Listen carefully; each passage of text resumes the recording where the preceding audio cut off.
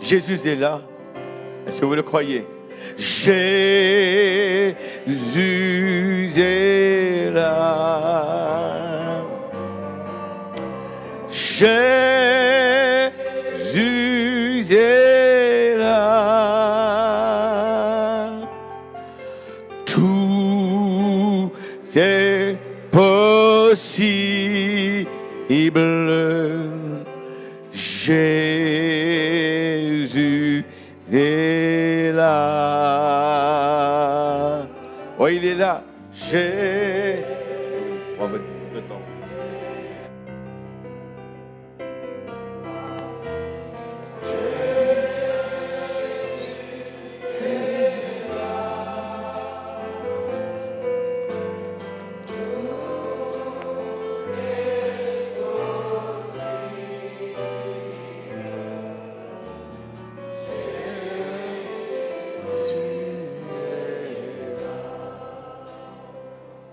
Nous allons prier le Seigneur.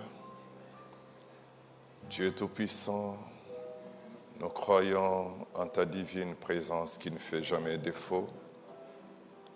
Seigneur, tu nous accordes ce moment de nous réunir autour de ta parole. Seigneur Jésus, ta présence est tout ce qu'il nous faut. Viens maintenant, Seigneur notre Dieu, te révéler à chacun de nous. Bénis, Seigneur notre Dieu, ce temps de communion que nous allons devoir avoir. Et Seigneur Jésus, permets qu'à la fin, nous puissions chacun reconnaître que tu nous as visités.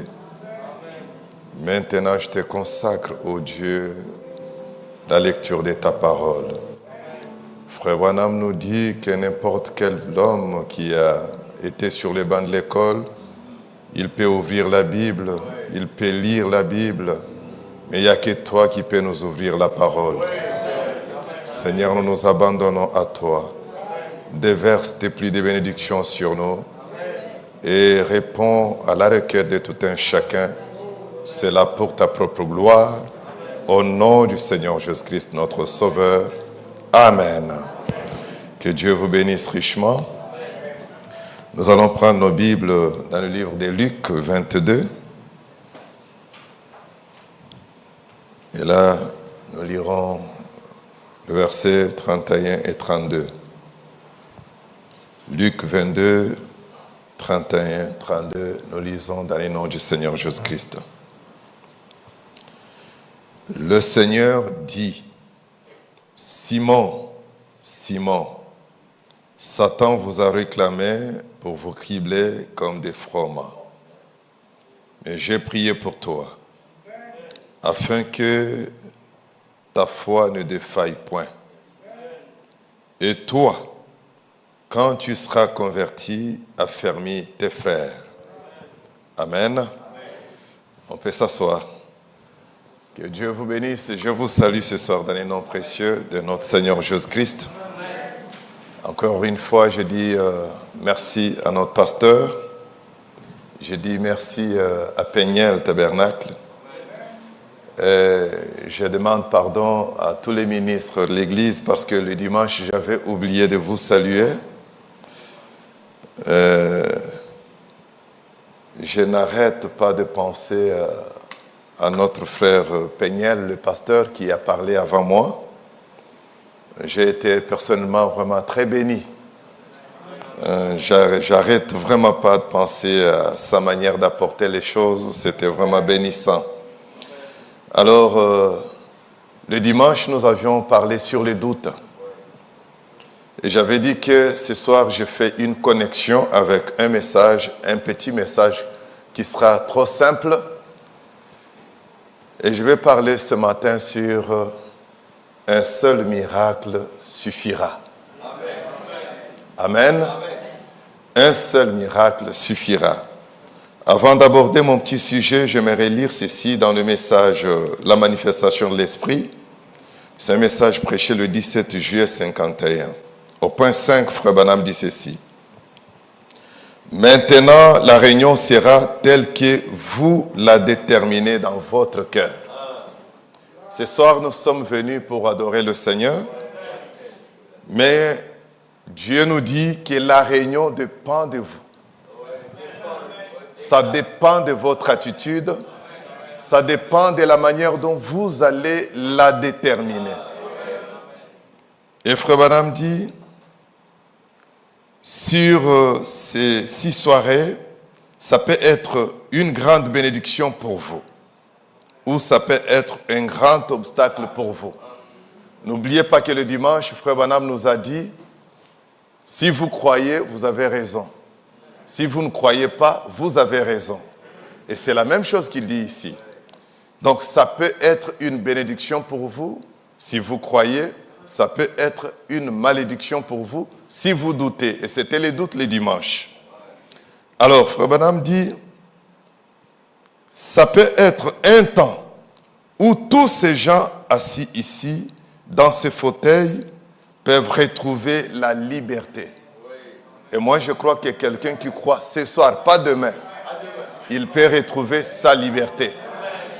Ça ne dépend pas de moi, ça dépend de la manière dont vous allez déterminer la chose. Amen. Et il dit, ça peut être un temps où tous ces gens assis ici, dans ce fauteuil, peuvent retrouver la liberté. Marcher ici dans la rue. Ça peut être la délivrance pour ceux qui sont dans ces civières, pour ceux qui souffrent du cancer, dans des maladies du cœur, ou du cancer ou des maladies du cœur. Tous ceux qui sont ici derrière, ça peut être une délivrance pour chacun de vous. Il dit, eh bien, si Dieu me vient en aide pour vous faire savoir combien cela est simple, alors recevez cela. J'ai dit la même chose ce soir. Si le Seigneur peut nous faire grâce, me faire grâce ce soir, pour vous montrer combien cela est simple d'être béni, d'être guéri, d'être sauvé, alors recevez cela. Amen. Ici, nous sommes dans le livre de Luc. Et nous voyons le Seigneur parler à Pierre. Mais moi, ça m'interpelle, la façon dont le Seigneur parle. Le Seigneur dit à Simon, Simon-Pierre, que vous connaissez très bien, Simon, Simon, Satan vous a réclamé. Je commence ma petite réflexion par là. Il ne dit pas Satan t'a réclamé. Satan vous a réclamé. Péniel, Satan vous a réclamé. Mais le Seigneur ne s'adresse pas à Péniel, il va s'adresser à un seul, qui est Simon. Satan vous a réclamé. Et il dit, pour vous cribler comme le froment. Mais, écoutez maintenant comment ça change. J'ai prié pour toi. Pas j'ai prié pour vous. Satan vous a réclamé, mais j'ai prié pour toi. On réclame un groupe par Satan. Il veut détruire tous les groupes. Mais le Seigneur s'adresse à un seul du groupe. Pour sauver tout un groupe, le Seigneur s'adresse à un seul, qui est Simon. Il dit, j'ai prié pour toi. Je n'ai pas prié pour tout le groupe. Oh, j'ai prié pour toi. Maintenant, écoutez. Afin que ta foi, pas votre foi, ta foi à toi, ne défaille point. Et toi, quand tu seras converti, affermis le reste du groupe. Amen. Quand tu seras converti, affermis tes frères. Et c'est pourquoi les clés du royaume ont été données à Pierre. Parce qu'il avait la promesse d'affermir les autres. Or, nous savons que notre Seigneur ne fait pas exception de personne. Il nous aime tous. Il nous sauve tous. Il nous a tous rachetés. Mais vous allez comprendre ici que le Seigneur, sa façon de faire, il va commencer par un seul. Et lorsque les autres croient dans celui-là, alors ils sont sauvés. Si vous doutez de lui, vous n'avez pas de salut. Si vous êtes jaloux de lui, vous n'avez pas de salut. Et mon message ce soir, c'est qu'un seul miracle suffira. Une seule œuvre du Seigneur suffira pour sauver la masse, pour guérir tous les autres. Remarquez, quand vous allez dans la Bible, Dieu a dit d'Adam, il n'est pas bon que l'homme soit seul. Je lui ferai une aide semblable à lui. Et Dieu a fait une aide à Adam. Ça va m'étonner aujourd'hui, s'il y a un homme qui va s'élever, qui va se dire, moi aussi comme Adam, j'attendrai que le Seigneur vienne me dire, il n'est pas bon que tu sois seul, je te ferai une aide semblable, qu'il me fasse aussi mon aide à ce moment-là. Non, non, ça ne se passe pas comme ça avec Dieu. Dieu vous présente un modèle. Vous maintenant, vous n'avez... Dieu, quand il fait ça, il se repose. C'est à vous maintenant de considérer le modèle et de passer à l'action. Amen. Lorsque vous prenez Abraham, notre père dans la foi, Dieu lui a fait la promesse d'un fils. La Bible dit qu'Abraham avait douté. Quand Dieu a parlé du fils, Abraham avait douté. Pourtant, il est notre père dans la foi. Mais Dieu n'a pas considéré son doute. Pourquoi Dieu n'a pas considéré son doute? Parce qu'Abraham n'avait pas de référence, n'avait pas un modèle. Parce que la chose qu'on lui disait n'avait jamais eu lieu auparavant. Il est vieux, sa femme est vieille, mais on lui dit dans sa vieillesse qu'il devait avoir un fils. Quand vous lisez la Bible, vous verrez que Abraham a ri jusqu'à se coucher par terre. Dieu n'a dit aucun mot là-dessus. Dieu lui a donné le fils. Mais remarquez, quand Zacharie vient, l'ange lui parle que tu auras un fils. Zacharie dit, mais comment connaîtrais-je que j'aurai ce fils-là? Parce que je suis vieux. Il était aussi vieux. Lui et sa femme Élisabeth. L'ange l'a frappé. Il est devenu muet. Pourquoi il est devenu muet? Parce que lui au moins avait une référence. Ces doutes-là, Dieu ne l'accepte pas. Parce que il devait simplement regarder Abraham et passer à l'action. Il n'avait plus besoin que Dieu vienne lui parler comme il avait parlé à Abraham. Est-ce que vous êtes avec moi? Donc un seul miracle là-bas suffit pour que les stériles portent des enfants. Alors, ici, c'est la même chose que nous voyons ici. Nous prenons Pierre comme celui à qui Dieu révèle la chose. Et les autres doivent simplement s'y mettre. Les autres doivent simplement regarder Pierre, dire non, notre Seigneur lui a remis les clés du royaume. Il croit. Et lorsque vous doutez de Pierre, vous doutez du Seigneur. Le prophète nous dit ceci. Un jour, il rentre dans l'église, il était en train de tenir des réunions. Je crois qu'il devait être déjà à son 3e jour des réunions. Il y avait eu tellement de miracles. Le message de ce soir, il sera simple. Écoutez, alors, il vient, il voit devant là, il y a 3 brancards, 3 lits de malades.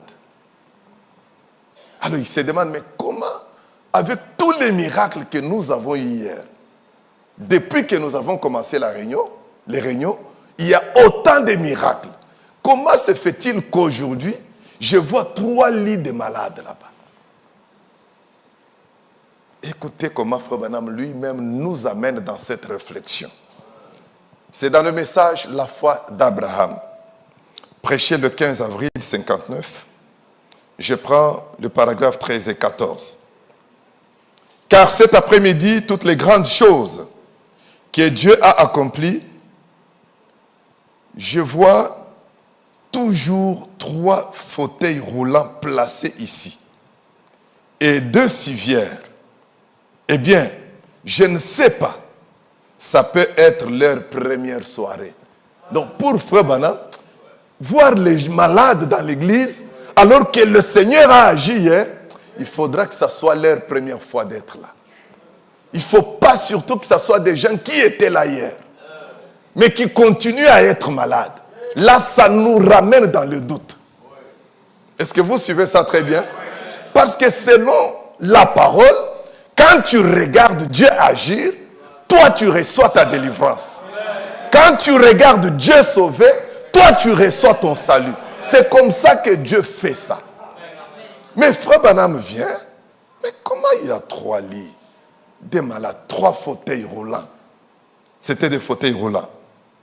Alors il dit, il se peut que ça soit leur première soirée. Je ne sais pas. Mais il ne devrait pas en être ainsi. Oh, mon frère, j'aimerais que quelqu'un se dise, s'il est malade ce soir, si tu as déjà vu Dieu agir, si tu as déjà entendu un témoignage, si tu as des enfants qui ne croient pas, et qu'une fois tu as entendu dire qu'il y a eu une femme à Wright qui avait ses enfants païens, mais à cause de la foi de cette femme-là, les enfants ont été sauvés. Donc toi, tes enfants ne peuvent pas demeurer dans le péché. Ça n'a pas besoin que Frère Branham vienne chez toi, qu'il te dise, demande ce que tu veux. Non, c'est simplement regarder à Wright. Je rentre chez moi, je crois dans le salut de mes enfants. Alors ici, écoutez, il dit, mais ça ne devrait pas en être ainsi. On ne devrait pas continuer à avoir des malades dans l'église. On ne devrait pas continuer à avoir des stériles dans l'église. On ne devrait pas avoir des aveugles dans l'église. Sauf si auparavant, si dans toute l'histoire de la Bible, du message, il n'y a pas eu des aveugles qui ont vu, qui ont recouvré la vue. Mais si jamais il y a eu quelqu'un comme ça, donc comprenez que ce soir, on n'a pas raison de rentrer dans la défaite. Alors, Frère Branham dit, il devrait être bien portant. Donc ces gens qui sont malades là devant moi, qui sont dans les fauteuils roulants, ils devraient être bien portants. Obligatoirement, ils devraient être bien portants. Donc Branham s'étonne. J'aimerais que vous vous retrouviez devant, vous vous représentiez Frère Branham devant vous ce soir, qui s'étonne de votre cas et qui vous dit, ça ne devait pas être ainsi. Et qui vous dit, vous devriez être bien portant. Là, ce n'est pas dans le futur. Donc, normalement, vous ne devriez plus être dans cet état-là. Alors, il dit, il devrait être bien portant. Il n'y a aucune raison. Ah, c'est bon ici, vous me faites, je peux lire par ici, c'est bon. Parce que ça, c'est trop petit ici. Il n'y a aucune raison. Plutôt, il n'y a aucune raison qu'une personne sorte du fauteuil roulant et qu'un autre y reste. Comme il y en a eu un qui est sorti, ne dis pas moi j'attends aussi que Frère Branham vienne m'imposer les mains. Non. S'il y a eu une mère opossum, un animal sans âme qui a reconnu le don de Dieu dans cet âge, qui a donné l'adresse à la mère opossum, l'adresse de Frère Branham? Qui lui a donné cette adresse? Et toi, qui t'a donné l'adresse vers le message pour que tu viennes? Mais tu viens, tu restes comme ça. Donc il n'y a pas de raison que la mère opossum soit guérie et que toi, un homme créé à l'image de Dieu, tu demeures malade. Il n'y a pas de raison. Il n'y a pas de raison. Frère Branham dit, Il n'y a pas de raison qu'une personne sorte d'un fauteuil roulant. Si vous êtes dans un fauteuil roulant, pensez déjà à quelqu'un qui est sorti d'un fauteuil roulant. Parce que ce témoignage-là, c'est plein dans le message. Votre cas-là que vous avez, pensez à quelqu'un qui est déjà sorti de là. Et quand vous pensez à ça, que cela vous communique la vertu et que vous puissiez dire, je suis libre. Même sans prière. Amen. Frère Branham dit, ça, ce n'est pas le propre de notre Père Céleste de faire de telles choses. Oh. Frère Branham nous dit que notre Père, notre Dieu, le Créateur, lui qui nous a envoyé son Fils mourir à la croix, il ne fait jamais des choses comme ça. Il guérit celui-ci, il laisse celui-là. Non. Donc s'il laisse celui-là, ça veut dire qu'il a raison d'être malade. Et celui qui est guéri a raison d'être guéri. Vous comprenez? Parce que quand tu crois, tu as raison. Quand tu ne crois pas, tu as raison. Même aujourd'hui, Frère Branham dit, même la mort physique ici, pour mourir, l'homme doit accepter de partir. Même la mort, quand vous voyez que quelqu'un a rendu l'âme, il a accepté de partir. Il dit, je vais aller me reposer et il part. S'il refuse, il peut rester en coma pendant longtemps. Donc Dieu a créé l'homme avec ce pouvoir-là, d'accepter ou de refuser. Le pouvoir de la vie ou de la mort est sur la langue. Donc Dieu vous reconnaît chef. Il veut que l'homme parle. Même pour que tu meurs, même si c'est Dieu qui désire que tu meurs, il ne va pas s'imposer. Il négocie avec ton esprit jusqu'à ce que tu vas accepter. Tu vas dire, Seigneur, je suis à toi, que ta volonté soit faite. À ce moment, tu pars. Mais du moment que tu continueras à refuser, tu ne mourras pas. Parce que la parole dit, la prière change même la pensée de Dieu. Alors ici, écoutez la suite. 14 maintenant. Il n'est pas correct. Non, Branham continue à insister. Il n'est pas correct. Comme cette femme a pu nous écrire cette lettre, que ce gros cancer qui pendait à son flanc était disparu depuis 6 ou 8 heures. Et un célèbre médecin de cette ville a dit qu'il n'avait jamais de sa vie vu rien de pareil. Donc Branham a prié pour une femme qui avait de gros cancers pendant sur elle. Et bien quand on a prié pour elle, elle est guérie. À l'étonnement du grand médecin de la ville. Alors Branham dit, et il n'est pas convenable que vos enfants soient affligés alors que le petit Ricky ici, le cas du cancer le plus grave de Los Angeles, était abandonné par tous les bons médecins et a été ramené ici à l'estrade normale et bien portant. Si le petit Ricky est guéri, toi qui as un enfant malade, il n'est pas normal. Tu dis, ce n'est pas normal. Comment lui est guéri et pas moi? Donc, ça commence toujours par quelqu'un. Et maintenant, vous vous regardez, vous passez à l'action. C'est comme ça que Dieu fait des choses. Nous venons à l'église. On est tous des pécheurs. On est tous des ivrognes. On est tous des adultères. Tout ça. Mais je regarde mon frère, l'adultère tombe. Je regarde mon frère, le mensonge tombe. Je regarde mon frère là-bas, la cigarette tombe. Mais moi, je continue à fumer. Il n'est pas normal. Il n'est pas normal. Si tu continues à fumer, c'est-à-dire toi, tu crois dans la cigarette. C'est que toi, tu as le doute. Tu ne crois pas. Tu fais semblant. Parce que celui qui croit, il est sauvé. Celui qui croit, il est délivré. Comment elle est délivrée? Et toi, tu dis, c'est difficile, soutenir les faibles. La Bible dit que nous avons des faibles parmi nous. Pourquoi c'est toi qui es faible? Et pourquoi elle est forte? Il n'est pas normal. Et du moment que vous allez comprendre que ce n'est pas normal, alors ça ne sera pas normal. Mais quand vous allez dire, non, bon, c'est normal, alors ça sera normal pour vous. Amen. Frère Branham dit, il n'y a pas de raison. Est-ce que d'abord, vous croyez, frère Branham? Il n'y a pas de raison que nous ne soyons pas tous guéris. Il n'y a pas de raison. Je peux même ajouter, il n'y a pas de raison que nous ne soyons pas tous remplis du Saint-Esprit. À la chambre haute, tous remplis du Saint-Esprit. Donc c'est normal. Pourquoi toi tu restes?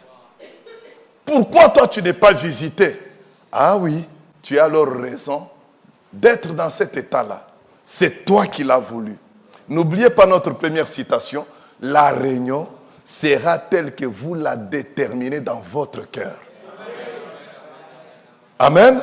Alors, frère Branham dit, car Jésus a payé le prix là, afin que nous tous, nous puissions être guéris.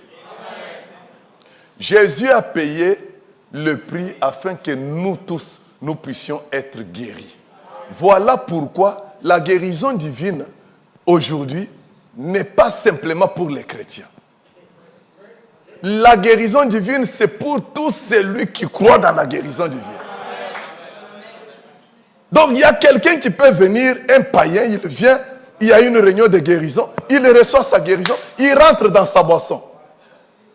Mais le problème avec lui, c'est que la maladie va revenir.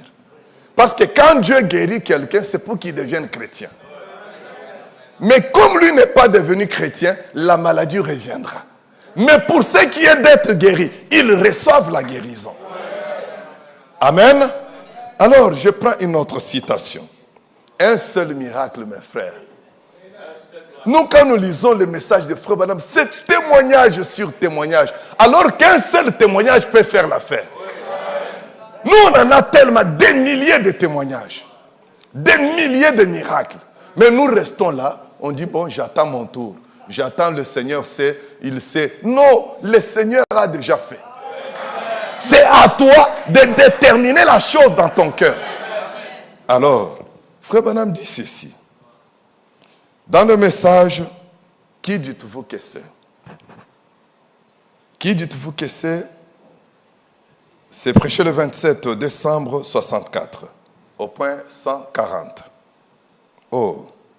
Peu importe combien des hommes peuvent marcher parfaitement ensemble. Il y a une différence entre eux. Nos nez ne sont pas pareils. Les empreintes digitales de nos pouces ne sont pas pareilles. Il y a beaucoup de choses en nous. Cependant, nous pouvons nous donner du sang les uns aux autres pour une transfusion. Écoutez, même chez les jumeaux, ils restent malgré tout différents.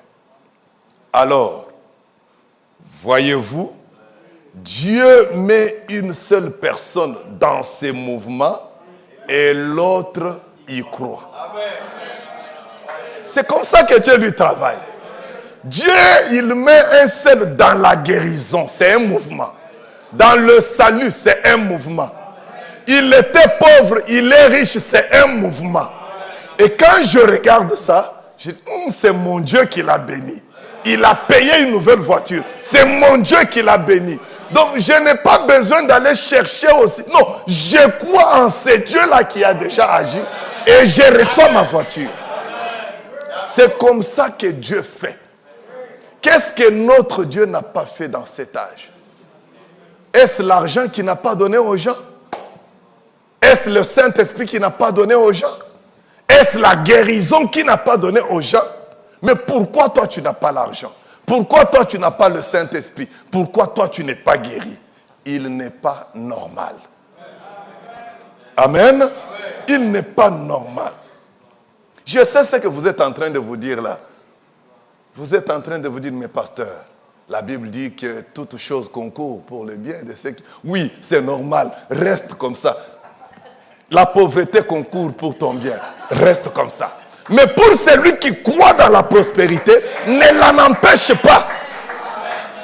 Je vous ai dit le dimanche que chacun de nous accomplit une écriture. Amen. Celui qui meurt accomplit une écriture. Celui qui est vivant accomplit une écriture. Celui qui se marie, il accomplit une écriture. Celui qui ne se marie pas, il a une écriture. Paul l'a dit. Donc, tout le monde accomplit une écriture. Dans l'enfer, on accomplit l'écriture. Au ciel, on accomplit l'écriture. Mais tout, c'est toi qui détermines cela dans ton cœur. Amen. C'est toi qui détermines cela. Dieu met une seule personne dans le mouvement. Il a mis Pierre dans le mouvement. Satan vous a tous réclamé pour vous cribler comme du froment. Mais Pierre, tu sais quoi? Je n'ai pas voulu perdre mon temps à prier pour chacun de vous. J'ai concentré toutes mes prières sur toi. Parce que je sais que toi, quand tu seras converti, les autres vont voir le mouvement et ils vont y croire. Est-ce que vous comprenez ça? Donc, frère Branham dit, vous ne pouvez pas être plus spirituel que votre pasteur. Tout le monde a cherché à être Moïse. Corée voulait être Moïse. Dathan voulait être Moïse. Tout le monde voulait être Moïse. Mais Dieu met un seul dans le mouvement. Et les autres y croient. Si vous dites non, mais comment il veut nous montrer quoi? C'est seulement lui. Est-ce que c'est lui qui a choisi d'être ça? Pierre n'a jamais réclamé les clés du royaume. Il n'a jamais fait des jeûnes pour réclamer les clés du royaume. Mais c'est Dieu qui a regardé. Parmi les disciples, il y avait le frère de Jésus. Jean était là. Mais Pierre était quelqu'un, bien qu'il était ce qu'il était là, un peu brutal, mais Dieu trouve que c'est lui qui convient. Malgré ces faiblesses-là, Dieu peut placer sa grâce sur une personne qui est négligée. Une personne qu'on ne considère pas.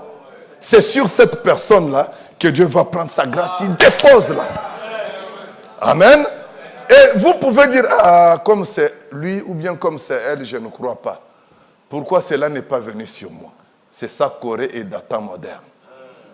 Mais si tu es sincère, si tu es humble, que tu vois que c'est un mouvement divin sur la personne, crois-y. En dehors de ça, tu n'auras pas ta guérison. En dehors de ça, tu n'auras pas ton salut. Ce n'est pas pour rien que Dieu a dit à un homme aujourd'hui, si tu peux être sincère, pour ramener les gens à te croire. Pourquoi ça? Parce que la guérison, le salut, Dieu a comprimé ça dans un homme. Alors maintenant, si vous voulez être sauvé, n'allez pas ailleurs. Parce que Dieu va vous dire, mais ce que vous me demandez, je vous ai déjà donné. Et puis tu lui dis, mais tu m'as donné quand? Mais j'ai déposé ça là-bas. Croyez là-bas. Est-ce qu'on est ensemble? Alors, écoutez maintenant cette autre citation qui va maintenant rendre les choses beaucoup plus claires. Et je ne serai pas long. Je ne serai pas long. Parce que le dimanche, j'ai travaillé juste pour ces petits messages ici. Si vous avez bien saisi le message du dimanche, ça sera très bon pour vous aujourd'hui. Alors écoutez, dans le message Élie et Élisée, prêché le 4 mars 54, au point 11, notre prophète dit ceci. J'aimerais bien lire ici. Je vous assure que c'est beaucoup plus facile là-bas, là-bas où il parle de l'Afrique. Frère Branham était en train d'apprécier l'Afrique, de vanter les valeurs de l'Afrique. La manière dont un Africain reçoit Dieu, c'est différent de la manière dont on le recevait chez eux là-bas. Alors il voulait maintenant que ceux qui sont là-bas regardent les Africains, le mouvement de Dieu chez les Africains, et qu'ils y croient. Ah, là vous n'avez pas dit amen, parce que ce sont les Africains. Bon, ne dites pas amen aux Africains, dites amen à la parole. Amen. Alors écoutez, je vous assure que c'est beaucoup plus facile là-bas.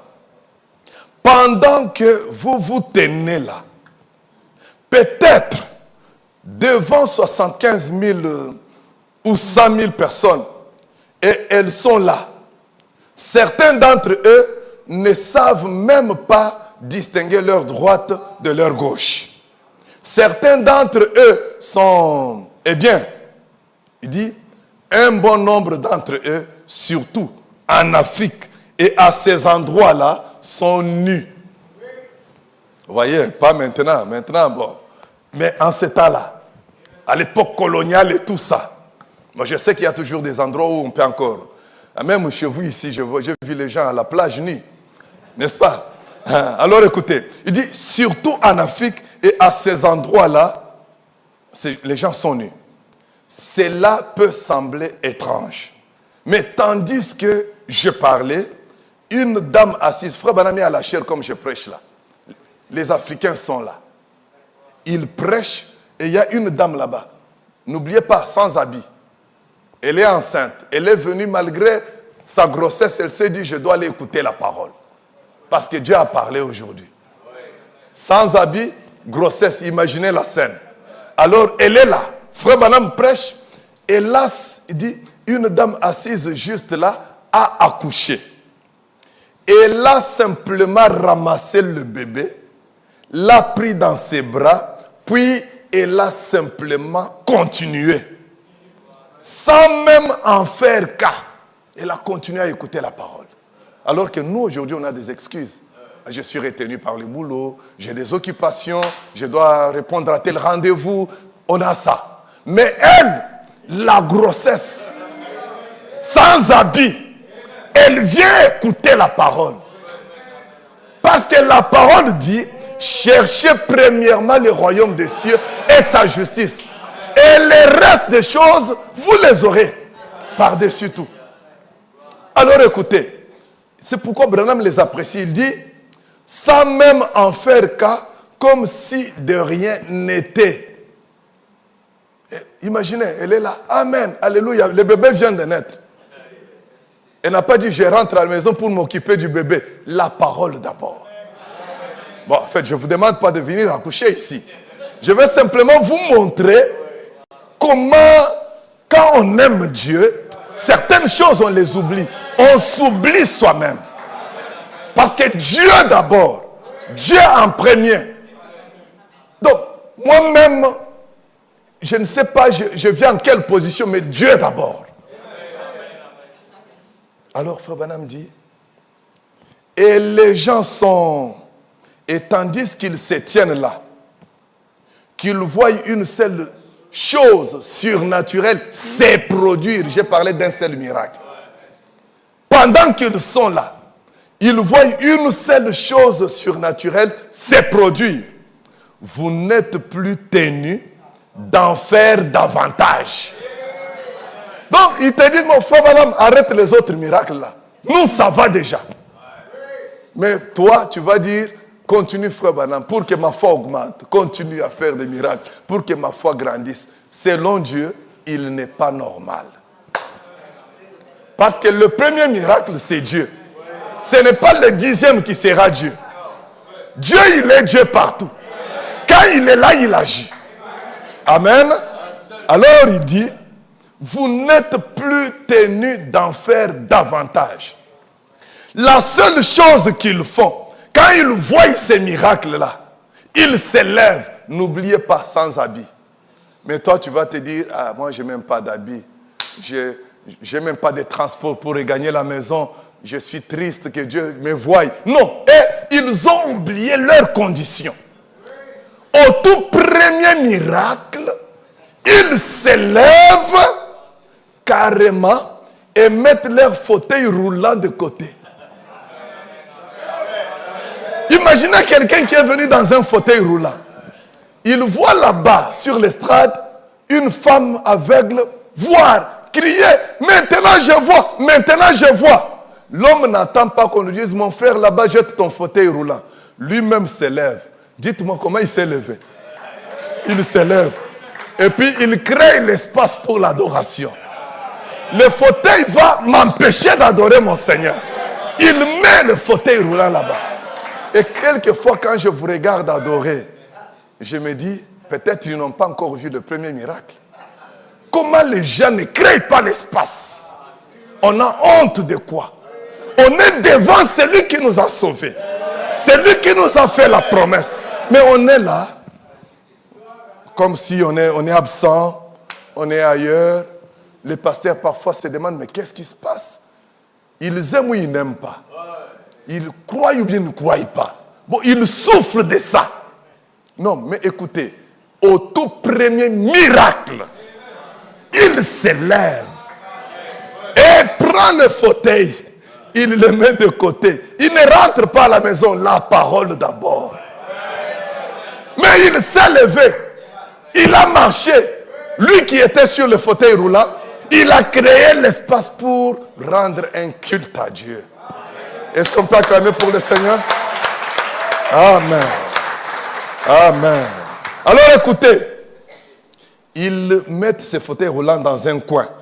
Leur béquille et quoi que ce soit, avec quoi ils marchent, ils déposent leur lit de camp.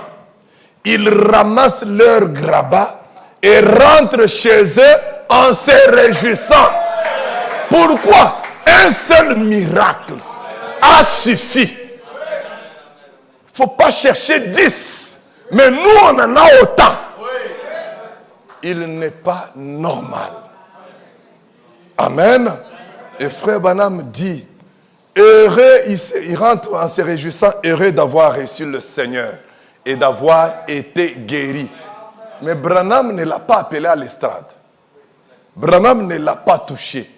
Il a simplement vu. Et il a compris, ah bon, c'est que c'est la saison. Je me lève, je prends mes béquilles, je jette là-bas.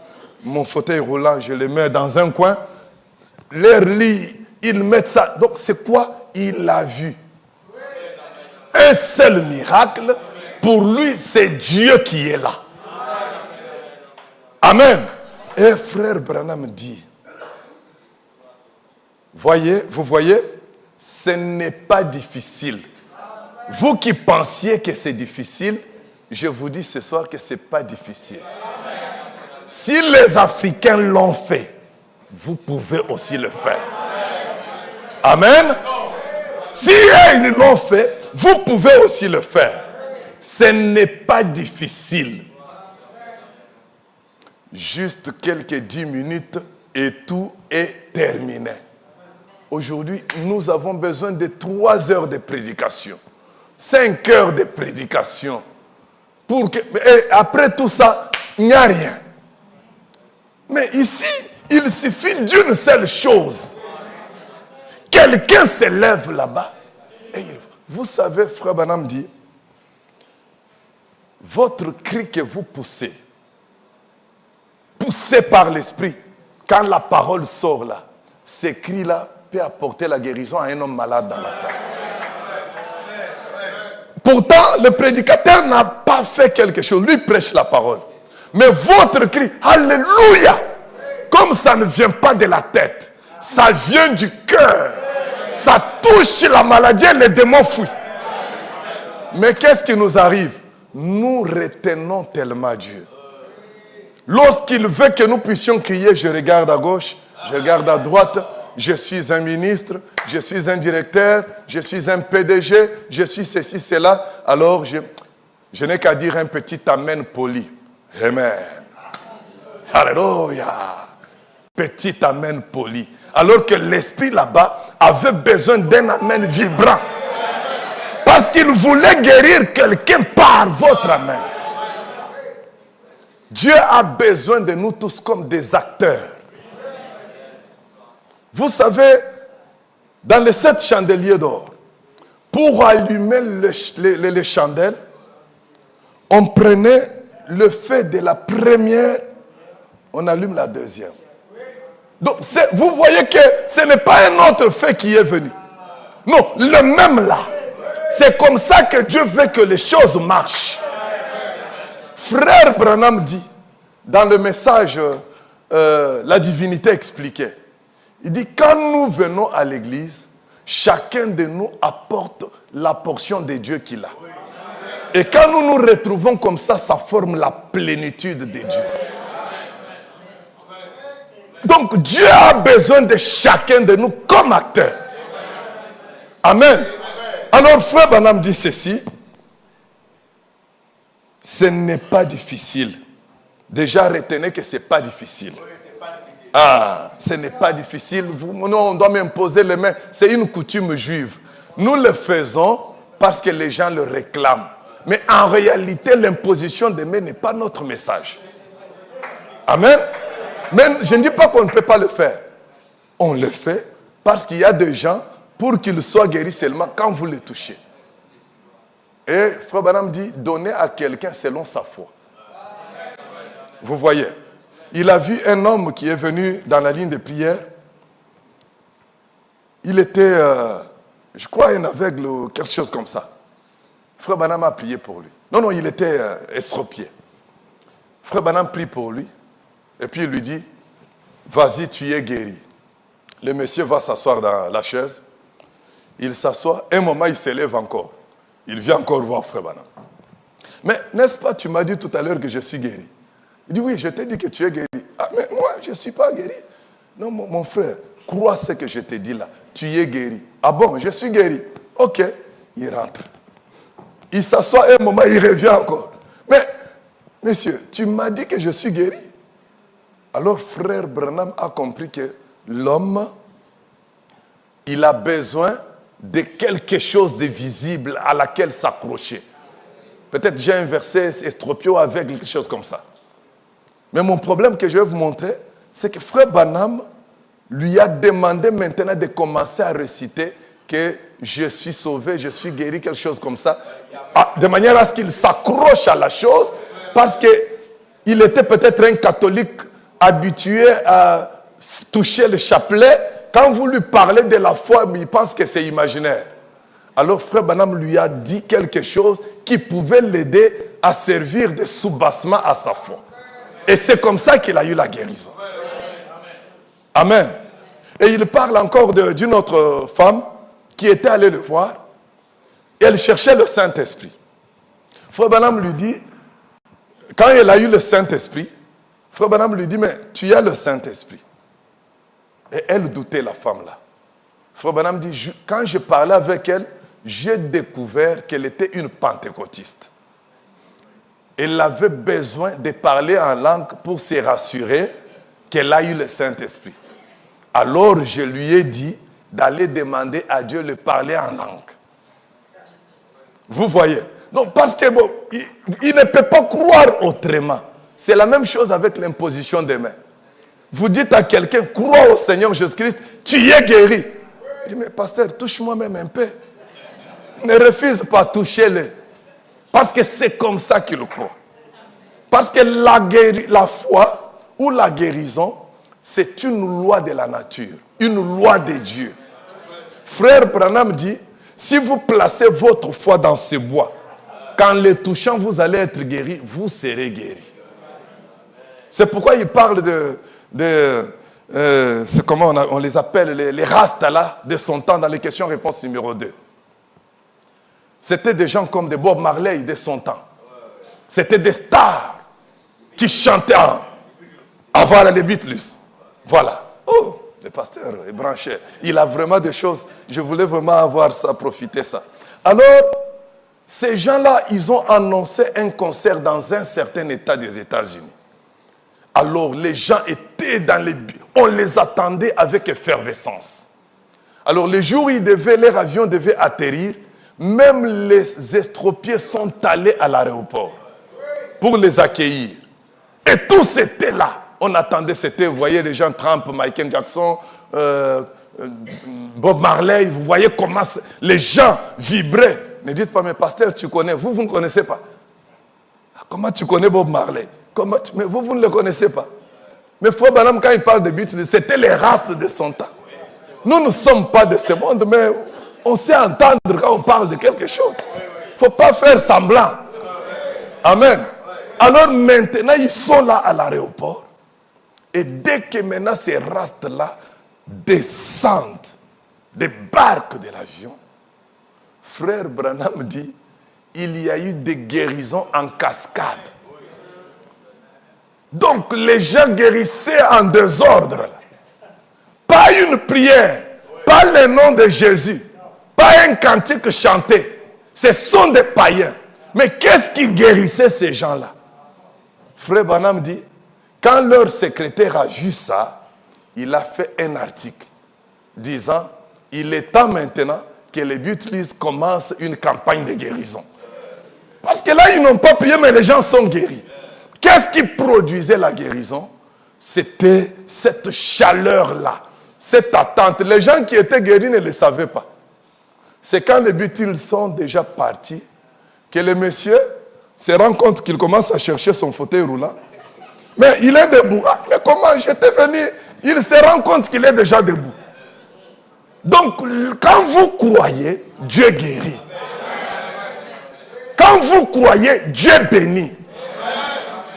Les chrétiens aujourd'hui ont peur.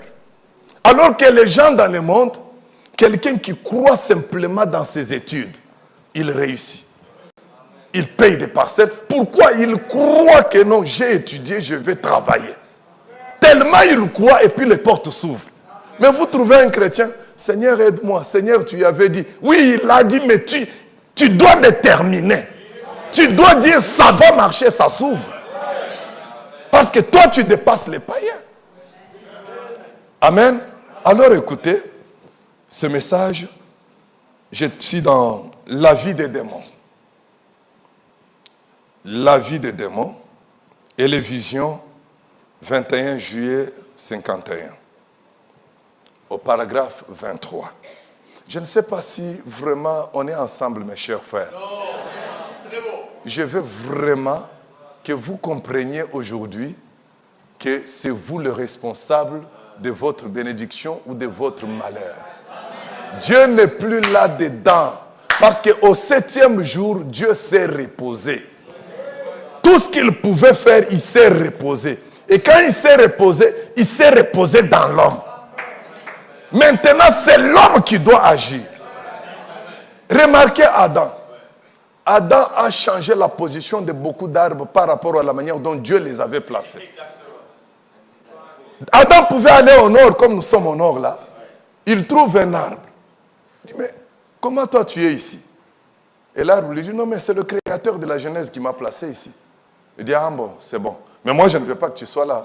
Je veux que tu rentres au sud. Et l'arbre obéissait.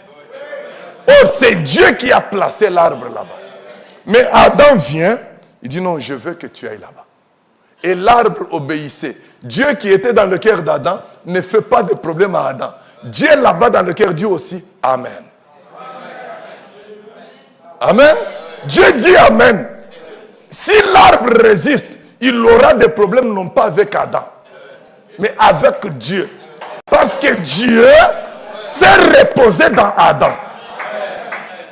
Remarquez, quand vous prenez les 6 jours de la création, le premier jour, quand Dieu crée, il termine, il y a un soir, un matin, il y a un soir, et tout ça, et puis on dit, Dieu vu que cela était bon, jusqu'au 6e. Mais remarquez la différence avec le 7e jour. On n'a pas dit Dieu vu que c'était bon. Non. On dit Dieu bénit et sanctifia le 7e jour. Tous les autres jours, aucun n'a été béni ni sanctifié. Mais pourtant, c'était les œuvres de Dieu. J'aimerais que vous, du message, vous compreniez que toutes les autres églises, c'est bon, on prêche Jésus, on prêche la parole. Dieu vu que c'est bon. On parle de Jésus. Mais il y a le 7e jour. Celui-là, Dieu. Oh, je cherche la photo là. La photo de l'ange du Seigneur. Oh. Je voulais vous montrer le 7e jour. Ici, ce n'est pas Dieu vu que c'est bon. Dieu bénit et sanctifie. Le 7e jour. Parce que comment il a sanctifié? Ce n'est pas que Dieu est là-bas très loin. Il dit 7e jour, je te salue. 7e jour, je te sanctifie. Non, sanctifier et bénir, ça veut dire, nous sommes au 7e mystère. Parmi les grands mystères qui sont révélés, quand vous arrivez au 7e, dans messieurs, quelle heure est-il? On dit, c'est lui de la plénitude de la divinité et de toute la sagesse de Dieu qui sont restaurés. Ah, vous n'avez pas complété. À l'homme. Pourquoi restaurer? Parce que l'homme, au commencement, quand Dieu l'a créé, Dieu l'avait béni et sanctifié. Maintenant, quand il a perdu le livre, cela a été retiré. Alors, avec Apocalypse chapitre 10, alors, tout est restauré dans l'homme. Je ne sais pas si vous êtes jaloux de l'homme. Ça vous fait mal quand on parle de l'homme?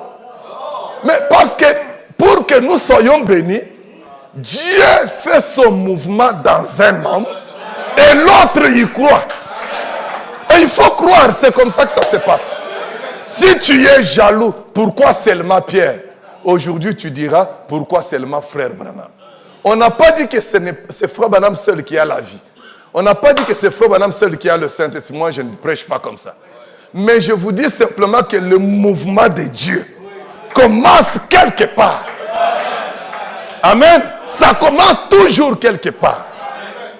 Et puis l'autre regarde et dit, ah, c'est Dieu, il y croit. Quand il croit, le mouvement commence aussi en lui. Quelqu'un là-bas le regarde aussi. Il y croit, le mouvement commence en lui. C'est comme ça que Dieu commence.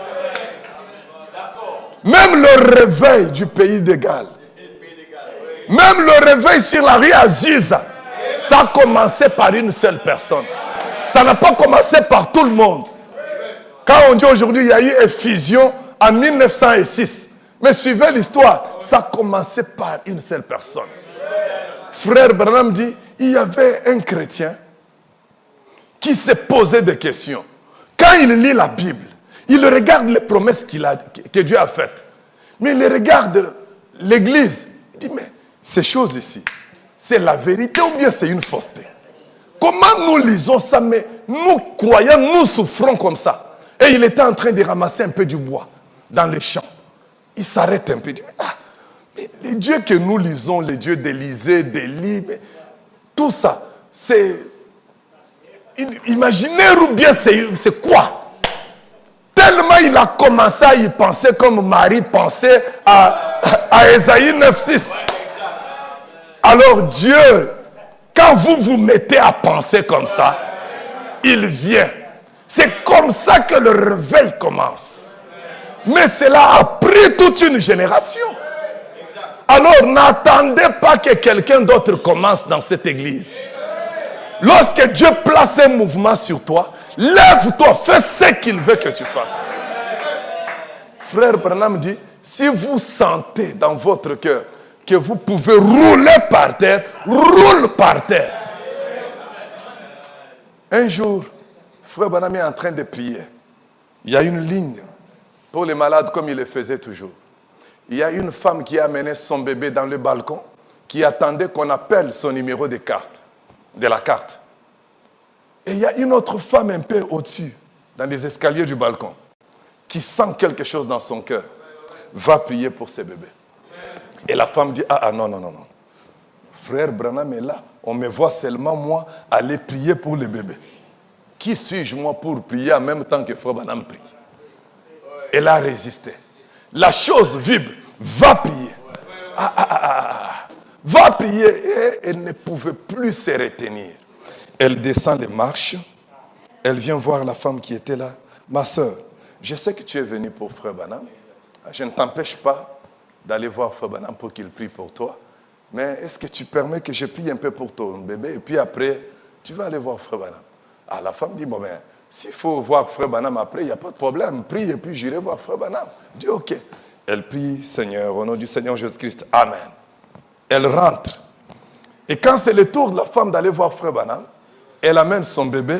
Oh, Frère Branham dit, mais est-ce qu'on a déjà prié pour cet enfant? Il dit, oui, mais il y a une femme là-bas, je ne sais même pas où la retrouver, mais elle a prié pour mon bébé. Non, mais ton bébé est déjà guéri. Ton bébé est déjà guéri. Donc Dieu, il y a des choses que Dieu ne peut faire que par vous et non par votre pasteur. Le stropié qui était sur la porte appelé la Belle. Frère Branham dit que Jésus entrait dans ce temple-là tous les jours, tous les soirs. Il passait par là, il le voyait. Jésus ne l'a jamais guéri. Jésus le sauveur là. Jésus le guérisseur là, le grand médecin là. Jésus le compatissant là. Il n'a même jamais eu un entretien avec ces messieurs-là. Quand Jésus passe, le monsieur pouvait peut-être toucher la robe de Jésus. Mais Jésus, toi, tu passes toujours, donne-moi l'offrande. Je m'imagine Jésus qui pouvait faire, ah, lâche-moi, je pars prêcher la parole de Dieu. Pourquoi Dieu agit dans le temps et les saisons? Il n'agit pas en désordre. Et quand Jésus est parti, Pierre et Jean passent par là. L'homme les arrête, ils s'arrêtent. Pourquoi ils ne se sont arrêtés que ces jours-là? Pourquoi? Ne vous en faites pas. Il va s'arrêter. Amen. Il va s'arrêter. Et quand l'homme demande, la Bible dit que Pierre et Jean lui ont dit. Vous voyez? Mais quand vous lisez la Bible, on n'a pas dit nous n'avons ni or ni argent. Non, ça devient léger. Mais pourtant on dit Pierre et Jean lui ont dit. Amen. Mais celui qui parle, il y a toujours quelqu'un.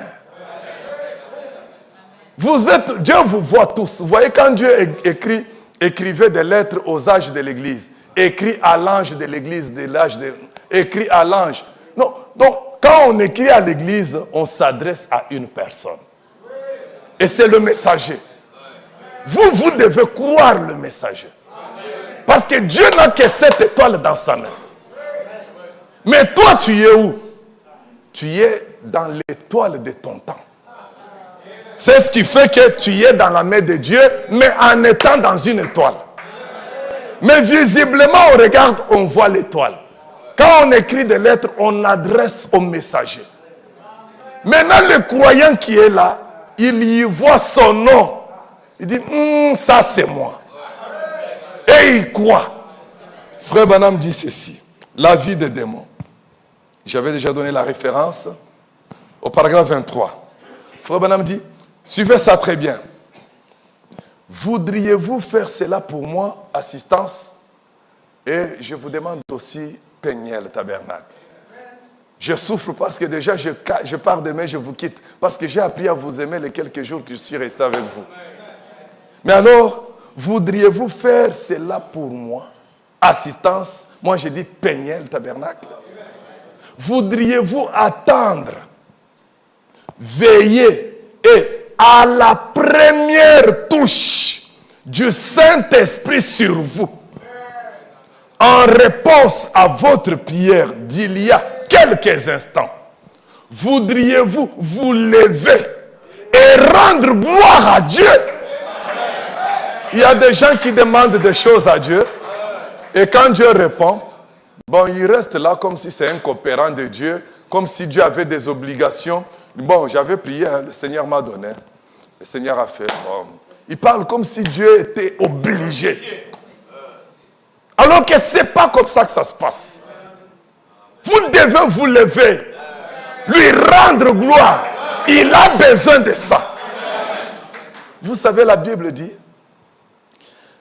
abandonnez tous les péchés, tous les fardeaux qui vous enveloppent ou qui nous enveloppent si facilement. Courons avec persévérance dans la carrière, pas qui nous sera ouverte, qui nous a été ouverte, ayant et gardons les regards sur Jésus-Christ, mais écoutez, qui est le consommateur de notre foi. Donc Jésus il lui arrive d'avoir faim. Et ce qu'il doit consommer, c'est la foi. Quand vous lui donnez la foi, donc vous lui donnez comme Abraham lui a donné à manger, la foi. Il est le consommateur de la foi. Quand il n'y a pas la foi, il a faim. Dieu se nourrit de la foi, des actions de grâce, des témoignages, des alléluia, des cris de joie. Dieu se nourrit de ça. Il a créé l'homme pour ça et pour rien d'autre. Il a créé les anges pour ça. Et il a créé l'homme. Quand il a créé l'homme, il a cessé d'être Elohim. Vous savez ça? Elohim a quelques significations. C'est lui qui vit seul. Ça, c'est une signification d'Elohim. Il y a une autre signification. C'est lui qui existe par lui-même. C'est différent les deux significations ici. Et la troisième, Frère Branham dit, Elohim veut dire la plénitude de Dieu dans une chair. Bon, maintenant, parlons des deux premières. Elohim, qui veut dire, c'est lui qui vit seul. C'est cette définition-là. Il a cessé d'être Elohim dans ce contexte-là. Frère Branham dit, quand il a créé l'homme sur la terre. Parce que même quand il avait les anges, il était toujours seul. Il n'était jamais satisfait de la présence des anges, bien qu'il l'adorait et ça fait de lui Dieu. Dieu, c'est objet d'adoration. Mais il est toujours Elohim, c'est lui qui vit seul. Jusqu'à ce qu'à un moment, il s'est dit, faisons l'homme à notre image. Les anges ne sont pas à notre image. Selon notre ressemblance, il parlait à quelqu'un d'autre. Abraham dit, il s'adressait à son fils Jésus. Amen. Alors il dit, faisons l'homme à notre image, selon notre ressemblance. Oh, pardonnez-moi, je suis habitué souvent à prêcher la main dans la poche. Quand j'oublie, pardonnez-moi, j'oublie. Chez moi, je suis déjà habitué. Souvent, je parle calmement, la main dans la poche, c'est un peu comme ça. Alors, écoutez. Frère Branham dit que quand il crée l'homme, il cesse d'être Elohim, il devient Jéhovah. Jéhovah, ça veut dire Dieu qui a une famille. Maintenant, quand vous rentrez dans Jéhovah, il y a les 7 noms composés de... Oh, on acclame pour le Seigneur. Amen. Il y a les 7 noms composés de Jéhovah. Maintenant, écoutez, parce que je termine déjà. Écoutez ça très bien. Beaucoup de gens limitent notre Jéhovah. Il y en a qui le prennent pour Jéhovah Shalom. Ah, il m'a donné la paix. J'ai la paix dans mon foyer. J'ai la paix dans mon travail. Et il s'arrête là. Non, je vous dis ce soir qu'il n'est pas normal de le garder simplement comme un Dieu qui vous donne la paix et c'est fini. Il est aussi un pourvoyeur. Lorsque les choses se bloquent, il est Jéhovah Jireh. Mais il n'est pas qu'un Jéhovah Jireh. Il est aussi Jéhovah Rapha. Parce que même si vous avez l'argent, l'argent n'apporte pas la guérison. Il faut le Jéhovah Rapha. Il est le... Donc, tout ça, vous devez le reconnaître dans tous ces titres. Et quand vous l'avez dans tous ces 7 titres, il n'est pas normal que vous soyez comme vous êtes là. Il n'est pas normal. Parce que quand il a une famille, donc tous les titres là, ce n'est pas par rapport à lui, c'est par rapport à sa famille. C'est par rapport à Adam et Ève. C'est par rapport à vous et moi. Parce que si, c'est pourquoi, vous savez, Dieu a permis que l'homme tombe pour qu'il puisse manifester toutes ses fonctions, ses attributs-là. Tous ces titres-là. Maintenant, tu es tombé pour qu'il les manifeste. Maintenant, le temps pour lui de les manifester, toi tu doutes. Tu y auras des problèmes avec lui. Parce que ceux qui chôment vont avoir de la ruine. Et Dieu ne peut pas aimer ça. Il aime être en travail. Donnez-lui du travail. Parce que Dieu s'occupe de sa famille. Dieu s'occupe de la famille, de sa famille. Je ne sais pas les médecins comment ils le disent, mais j'ai entendu les gens dire que une femme qui ne met pas au monde est exposée au myome. Parce que Dieu l'a faite pour que donc sa matrice travaille. Même votre véhicule, payez une belle voiture et puis couvrez ça, gardez ça là-bas. Après 2 ans, revenez voir votre belle et jolie voiture là. Il y aura autant de pannes. Alors qu'elle n'a jamais roulé. Donc Dieu, il veut travailler. Il a quitté le ciel pour travailler pour vous. C'est pourquoi la Bible dit, demandez de grandes choses. Parce que votre Père est disposé à vous les donner. Prononcez la parole et moi je l'accomplirai. Petits enfants, vous êtes des dieux. Vous les avez vaincus. Car celui qui est en vous est plus grand que celui qui est dans le monde. Mais le chrétien ne donne pas du travail à Dieu. Amen. Écoutez cette citation. Écoutez cette citation. La vie des démons. Il y a quelque chose que voudriez-vous vous lever, tout ça. En réponse, j'étais déjà là, votre prière d'il y a juste quelques instants. Voudriez-vous vous lever et rendre gloire à Dieu pendant que des choses se passent ici? Dieu agit dans l'esprit par son peuple. Écoutez ça. Écoutez ça. Quand Dieu fait quelque chose pour quelqu'un, pas pour vous. Quand Dieu fait quelque chose pour quelqu'un, alors, mettez-vous debout. J'aimerais qu'on se tienne debout. Qu'on se tienne debout. Qu'on se tienne debout. Qu'on se tienne debout. Quand Dieu fait quelque chose, commencez à voir dans votre église. Depuis que je suis là, je n'entends que des témoignages avant le service. Ça veut dire que Dieu fait des choses. Alors, pourquoi vous ne pouvez pas vous mettre debout et faire ça? Quand Dieu fait quelque chose pour quelqu'un, alors mettez-vous debout et acceptez aussi votre guérison.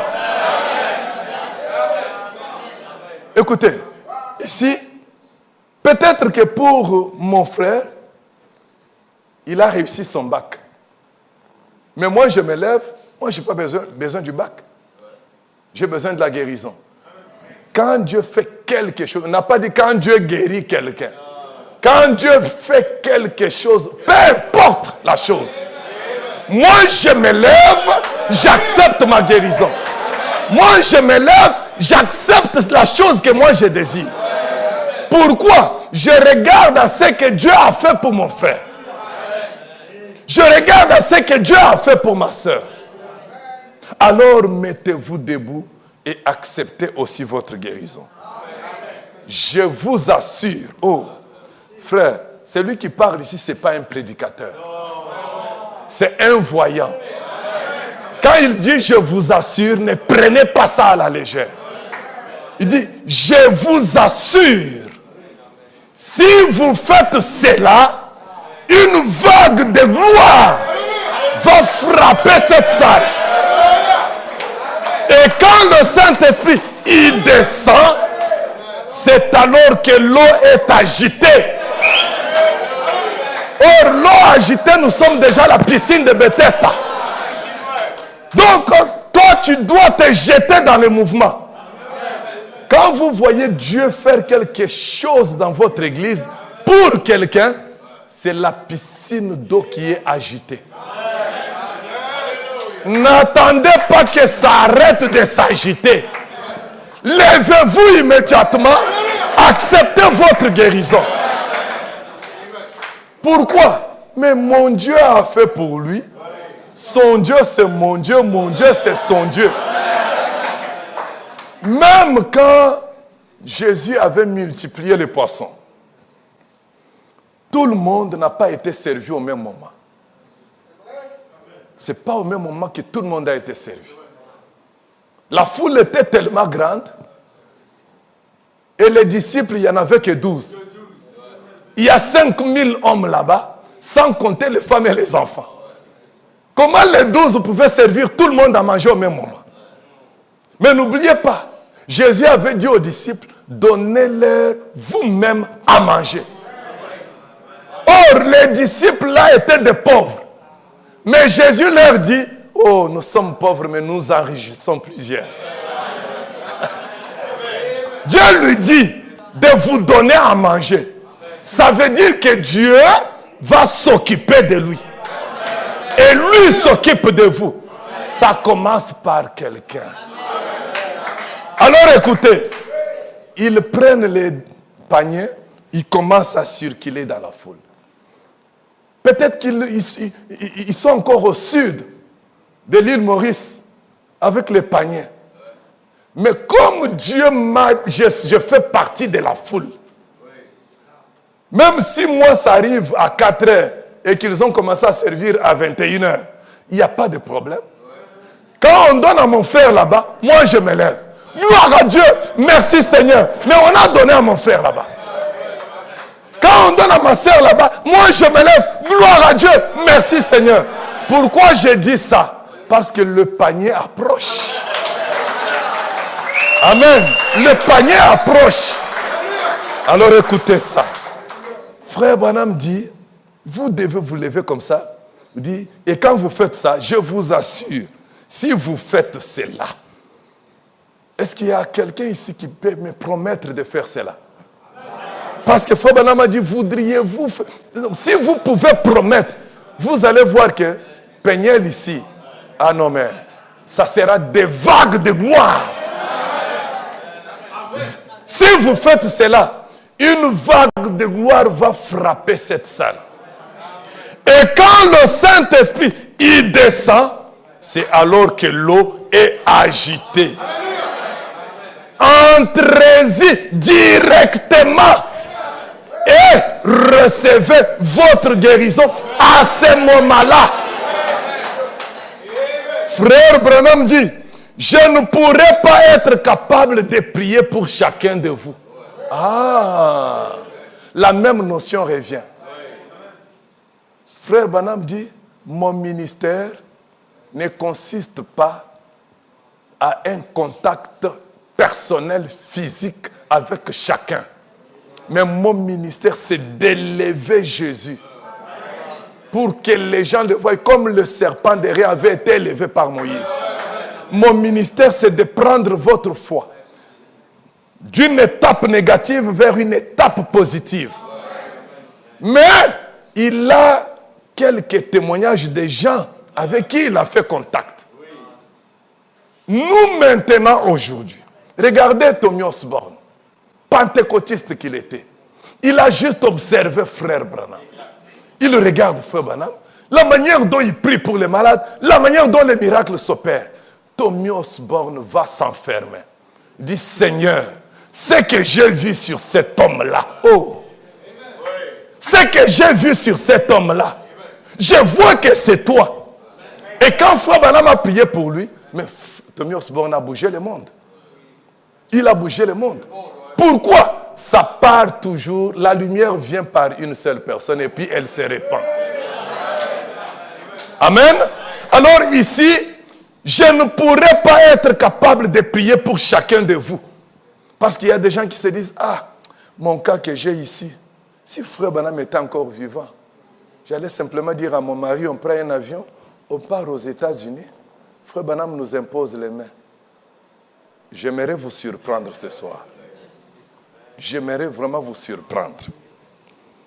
Que les miracles que le Seigneur fait par le ministère de Frère Branham, après Frère Branham, c'est plus puissant, plus nombreux que ce qu'il a fait de son vivant.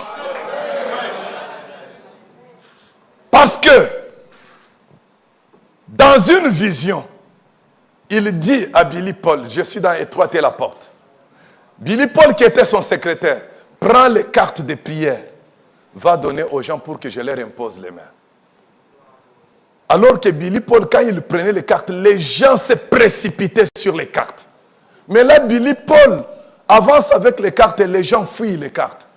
Personne ne veut toucher la carte de prière. Ah, Billy Paul ne comprend pas. Qu'est-ce qui se passe aujourd'hui? Il rentre vers son père. Papa, mais je ne comprends pas. Tu vois le papa là? Je suis allé pour lui donner la carte. Il s'est déplacé. Je l'ai suivi là-bas. Il s'est déplacé. Personne ne veut prendre des cartes. Écoutez ce que Frère Branham lui dit. C'est vrai. C'est Branham qui lui a dit d'aller donner. Mais quand on lui dit qu'il ne prenne pas, Branham croit ça. Il dit oui. Parce que maintenant, je n'ai plus besoin de cartes de prière pour prier pour tout le monde. Parce que maintenant, j'ai de l'espace pour tout le monde. Et quand frère Branham a dit ça, une voix du Seigneur a retenti. Quand tu en arriveras en ce moment-là, alors je commencerai à te magnifier. Ah, c'est dans les trois, tu es la porte. Hein? Les pasteurs connaissent ça. Je commencerai à te magnifier. Donc, la magnification, c'est après frère Branham. Jésus, il est glorifié après son départ dans son église. Donc, aujourd'hui, dire que si frère Branham était là, je vous informe qu'il y a eu des gens qui sont allés chez frère Branham, il a prié pour eux, ils sont morts. Il dit, nombreux sont morts. Pourquoi? Il faut croire, il faut la révélation. Dans ces contacts-là, heureux ceux qui croient sans avoir vu. Vous êtes plus que Hattie White. Elle l'a vu, frère Branham. Vous croyez, vous ne l'avez jamais vu. Alors il n'est pas normal que vous restiez comme ça. Il n'est pas normal. Je prends cette dernière citation, laissez-moi sauter ça. Laissez-moi sauter ça. L'expectative. 3 septembre 59, paragraphe 13. C'est pareil avec beaucoup des membres d'église aujourd'hui. Ils disent, Dieu m'a sauvé du péché. Certainement. C'est comme beaucoup ici. Ah, il m'a sauvé, Jéhovah sauveur, il est bon, il m'a sauvé du péché. Je fumais, je ne fume plus. Je courais derrière les jupons, je ne les fais plus. Ah, mais ne restez pas comme ça. Parce que Branham dit, beaucoup de gens disent ça. Dieu m'a sauvé du péché. Branham dit, certainement. Eh bien, le Dieu qui vous a sauvé du péché peut vous donner le bonheur. Il ne faut pas dire, oh, je suis sauvé du péché, mais je dors affamé. Mes enfants ne sont pas scolarisés. Je suis sauvé, frère, je suis sauvé. Non, le Dieu qui vous a sauvé. Un seul miracle peut produire un autre miracle. Si David a battu Goliath, c'est parce qu'il avait battu l'ours. S'il n'avait jamais eu à battre l'ours, il aurait eu peur de Goliath. Donc un miracle renforce un autre. Un témoignage produit un autre. Donc ne restez jamais comme ça. La réunion de ce soir, c'est une réunion de détermination profonde et intérieure. Seigneur, tu ne peux pas être capable de me sauver du péché et me laisser mourir de faim. Tu ne peux pas être capable de me donner du pain et me faire rater l'enlèvement. Non, il est le même. Lui, quand il commence, il est fidèle. Dieu ne peut pas vous sauver aujourd'hui pour vous perdre demain. Que le Seigneur vous bénisse.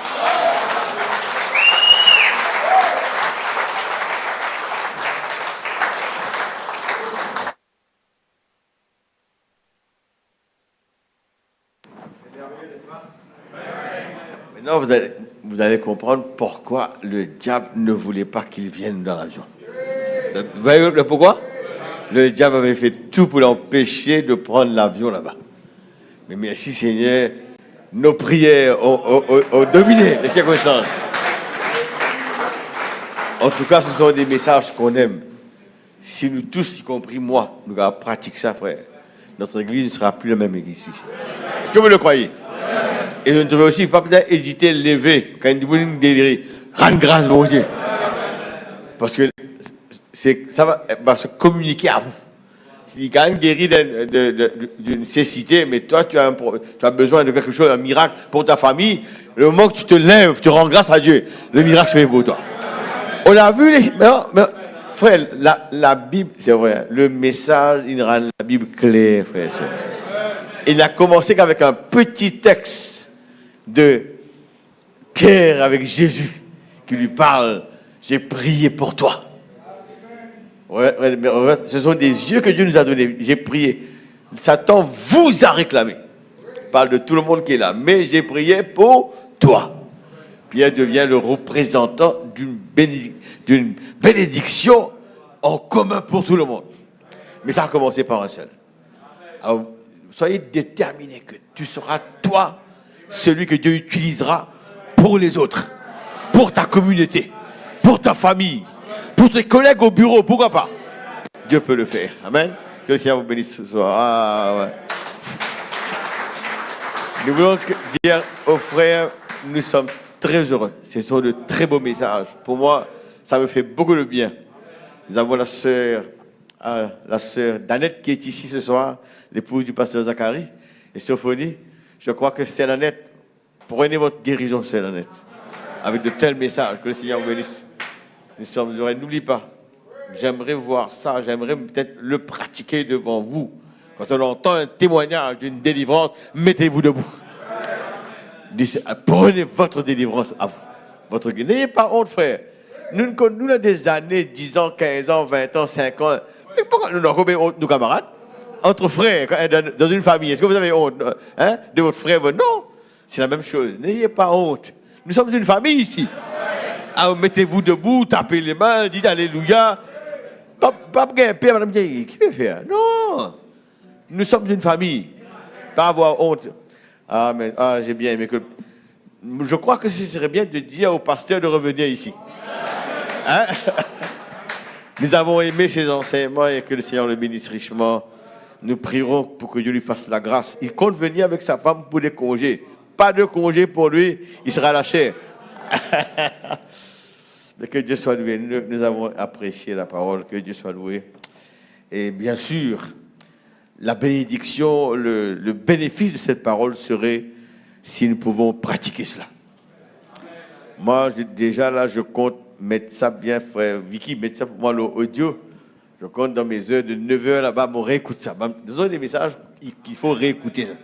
Parce qu'il y a des principes dedans là qu'il faut apprendre comment pratiquer ça. Et vous allez voir, parce que nous sommes ici pourquoi? Pour des résultats. On ne veut pas reporter à la maison les mêmes personnes, oui. On veut des résultats. Ce sont des principes à adopter. Oh là là, c'est joli. C'est très joli. Que Dieu soit loué. Nous apprécions. C'est quand je vous dis toujours, Péniel, vous êtes gâtés. De recevoir des enseignements, des ministres comme ça, oh là là. Et ça devrait vous réjouir de savoir que nous avons un message qui produit des résultats. Une foi qui produit. Sinon, ça ne vaut pas la peine. Il vaut mieux nous ressembler des témoins de Jéhovah ou bien des catholiques. Mais c'est un message différent. Un message qui est venu pour produire des résultats. Des miracles dans nos vies, frères et sœurs. Nous n'avons pas à avoir peur de quoi que ce soit. Oh là là, nous avons un Dieu merveilleux. Dans ta présence, il y a la guérison. Dans ta présence. Merci, frère Vallon, je te vois là, c'est bon. Dieu te bénisse, mon frère. Dans la présence de Dieu, ouais, il y a la paix. Il y a... En sol. Dans la présence de Dieu, il y a la paix. Dans la présence de Dieu, il y a la joie. Dans la présence de Dieu, il y a la guérison. Prenez votre guérison. Moi, je prends ma guérison. Pour lui avec ma vie. Oh, dans la présence de Dieu, il y a la paix, c'est la vérité. Dans la présence de Dieu, il y a la joie. Il y a la joie. Dans la présence de Dieu, il y a la guérison. et je me tiens devant lui avec ma... Dieu aime ça. Il aime qu'on le loue comme ça. Oui. Loue, oh, loue le Seigneur. Alléluia. Loue, loue, loue le Seigneur. Alléluia.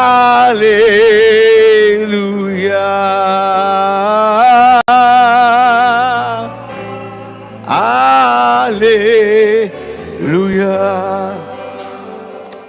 Oh là là. Des fois, nous devons vraiment prendre une décision un jour, nous allons rester là. L'adorer, frères et sœurs. Je sais que nous avons nos occupations, mais maintenant, rien de meilleur que d'animer le cœur de Dieu. C'est Dieu qui nous a bénis comme ça de l'aimer, de l'adorer. Oh Dieu, quel Dieu merveilleux nous servons. Merci Seigneur. Jésus, nous te... Mon verre d'oli. Jésus, nous te couronnons. Là, donne-moi ça. Nous chantons ça de tous les cœurs.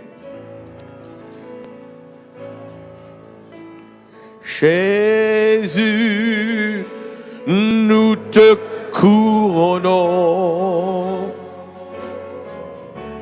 Nous te proclamons roi. Il est là présent au milieu de nous. Présent au milieu de nous. Nous t'élevons par nos chants. Nous t'élevons par nos chants, par nos chants. Nous t'adorons, nous t'exaltons. Bien établi ton trône éternel. Par nos louanges, nous t'invitons. Viens Jésus, prends la place du roi. Encore une fois pour sa gloire. Jésus, nous te couronnons et nous te proclamons roi, Seigneur. Nous te proclamons roi.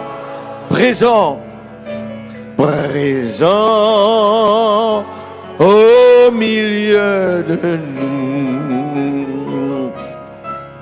Nous t'élevons par nos chants.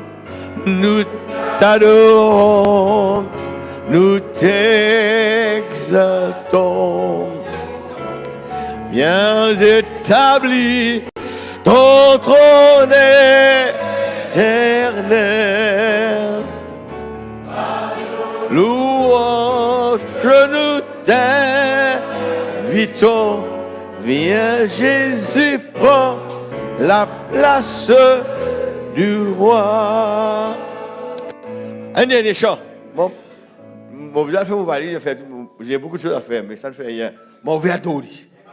Avec ça, mais ça là, mon vie fait déconner que nous ne pouvons pas attendre les autres, nous devons trouver un grand miracle. Dieu a envoyé un grand serviteur de Dieu, un grand prophète, et nous croyons. Nous pensons ce petit chant ensemble.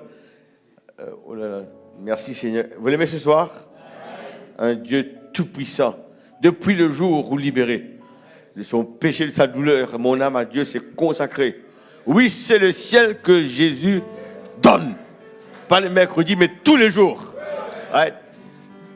Depuis le jour où libéré de son péché, de sa douleur, mon âme à Dieu s'est consacrée.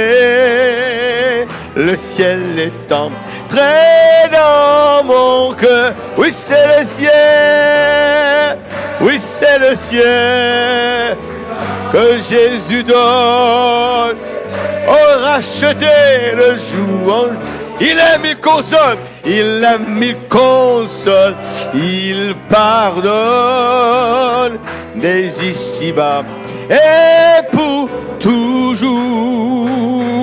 Elle est bien haute, notre patrie, où Dieu réunit ses enfants. Messie Jésus est notre vie. Le ciel est à nous maintenant.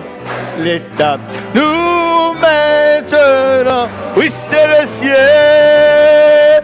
Oui, c'est le ciel que Jésus donne. On racheté de jour en jour. Il aime, console, il pardonne des ici-bas et pour toujours. Regarde ça y est, que notre abri soit dans ce l'humble chaumier ou le palais. Si dans nos cœurs, sa grâce abonde, tout est bonheur, parfait de paix. Oui, c'est le ciel que Jésus donne, au racheté de jour en jour. Il aime, il console, il pardonne des ici-bas et pour toujours, quand tout lieu sur la terre entière, sur l'océan comme au désert, ceux qui marchent à sa lumière redisent dans un saint concert, oui c'est le ciel que Jésus donne, au racheté de jour en jour. Il aime, il console, il pardonne des ici-bas et pour toujours. Amen. Acclame-lui. Pas de problème de l'acclamer. Ah, c'est trop beau. Dieu vous bénisse, n'oublie pas de me garder en prière. Non, et même le frère qui repart demain. Et nous allons prier pour notre départ d'ici et surtout les réunions qu'on aura là-bas au Cameroun. J'ai vu que je croyais que je serais seulement à Yaoundé. Mais aussi je serai à Douala. De Yaoundé pour aller à Douala, c'est 4 heures de transport dans un coach. 4 heures pour aller là-bas, donc il faut prier. Je vais prier pour vous avant de partir. Seigneur Dieu le puissant, nous avons été pleinement arrosés, Seigneur, avec, Seigneur, le ministère de nos bien-aimés, avec le pasteur Élie. Lui, il croyait qu'il viendra pour se reposer. Nous l'avons fait travailler, mais c'était bien, Seigneur. C'est comme ça que tu fais les choses, Jésus. Tu utilises toujours quelqu'un, Seigneur, afin de bénir tout un groupe. Nous savons que, Seigneur, cette bénédiction s'étend non seulement à ceux qui sont d'ici localement, mais il y a les Malgaches qui nous écoutent, il y a ceux qui sont à l'étranger, en France, au Canada, partout. Même à Comores, notre frère Youssouf, là-bas, Bachir, combien il aime les réunions, qu'il écoute toutes ces réunions, Seigneur, bénis aussi, bénis toute sa famille là-bas, bénis aussi, Seigneur, partout. Nous sommes très reconnaissants. Maintenant, nous réalisons que ce message n'est pas un petit message. Et les gens qui se sont détournés, cela nous fait de la peine. Qu'est-ce qu'ils ont abandonné? Alors que tu as mis tout dedans, Seigneur, pour nous instruire, pour faire de nous des hommes et des femmes de Dieu, Seigneur, des croyants de la parole, pour nous éviter tous ces malheurs. Tu as su nous remettre les clés, tout ce qu'il nous faut pour ouvrir, Seigneur, les portes du royaume et de jouir de toutes ces bénédictions que toi-même tu as placées pour nous, Seigneur. Tu avais créé l'Éden pour ton enfant et aujourd'hui, Seigneur, c'est un retour en Éden pour que nous puissions bénéficier de tout ça, Seigneur. Merci, mon Père Céleste. Je renvoie tes enfants à la maison avec ta grâce, avec les anges qui les raccompagnent, qui les protègent jusqu'à destination. Et je place aussi, Seigneur, notre voyage, moi et le pasteur Élie demain matin. On serait dans le même vol, protège ce vol jusqu'à destination. Et nous nous attendons à toi, Seigneur. Nous croyons que ce sont des messages. Tu n'as pas dérangé tes serviteurs, Seigneur, pour du néant. Nous avons été richement bénis. Nous avons bénéficié, Seigneur. Nous avons fait des progrès dans la foi. Nous avons compris beaucoup de choses, Seigneur. Merci, mon Père Céleste. Nous prions dans le nom du Seigneur Jésus-Christ. Amen. Asseyez-vous et nous partons avec ce chant comme toujours. Il est merveilleux, il est merveilleux. Je demanderai au frère Rémi de m'attendre et le frère Brony aussi de m'attendre, le frère Bouli, Ashley. Tu es merveilleux.